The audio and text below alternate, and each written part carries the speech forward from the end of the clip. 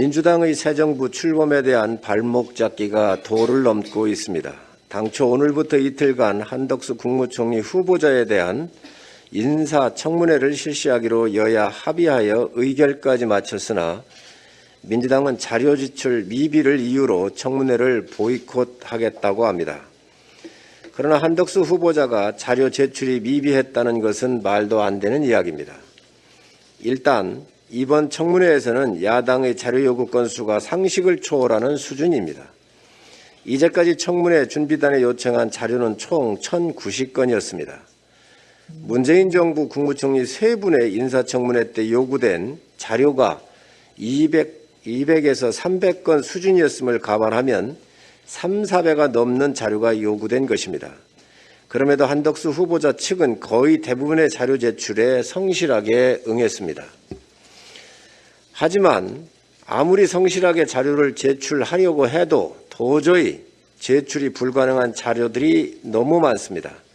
돌아가신 지 40년이 지난 후보자의 부친과 모친의 부동산 거래 내역 일체, 1970년 사무관 임관 이후 봉급 내역 전부, 1982년부터 1997년까지 모든 출장 기록, 33년 전 부동산 계약서 등이 대표적인 내용들입니다.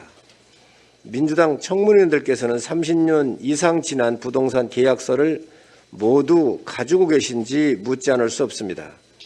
현 시점에서 도저히 구할 방법이 없는 자료들을 요구해 놓고 제출이 안 돼서 청문회를 못하겠다고 하면 국민들께서 납득을 하시겠습니까?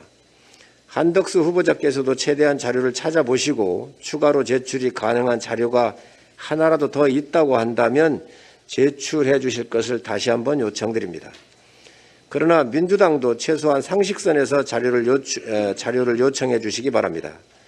70년대, 80년대 자료들을 요구해 놓고 없다고 하니 자료 제출이 불성실하다고 하는 것이 말이 됩니까? 타임머신 타고라도 가서 가져오라는 얘기인지 묻지 않을 수 없습니다. 인사청문회 일정을 의결한 것은 여야 간의 약속이기도 하지만 국민과의 약속이기도 합니다. 이미 공중파 3사와 국회 방송이 생중계를 준비하고 있습니다.